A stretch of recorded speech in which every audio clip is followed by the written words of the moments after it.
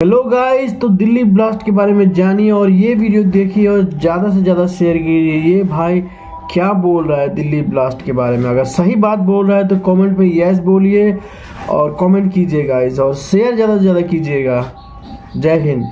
दोस्तों, दिल्ली ब्लास्ट में कुछ डॉक्टर्स के नाम जो गलत तरीके से वायरल किया जा रहा था, उनमें से 3 डॉक्टर को एनआईए ने रिहा कर दिया, रिलीज कर दिया, क्योंकि एनआईए को उन तीनों के बारे में कोई प्रूफ, कोई लिंक, पक्का सबूत नहीं मिला। दिल्ली ब्लास्ट से जुड़े कोई लिंक नहीं मिला। Doctor Rehan, doctor Mohammad, doctor Mustaqeem, इन तीनों को ही रिहा कर दिया गया। और हाँ, कुछ डॉक्टर्स पर अभी भी इन्वेस्टिगेशन चल रही है। एजेंसीज के पास कुछ क्लूज मिले हैं, इसीलिए सवाल जवाब हो रहा है, लेकिन अभी तक कोर्ट में या ऑफिशियल रिपोर्ट में उनका ब्लास्ट में हाथ पूरी तरह से साबित नहीं हुआ। और इसीलिए ये बात बिल्कुल क्लियर है, किसी डॉक्टर को अभी तक ब्लास्ट का जिम्मेदार डिक्लेयर नहीं किया गया है। सिर्फ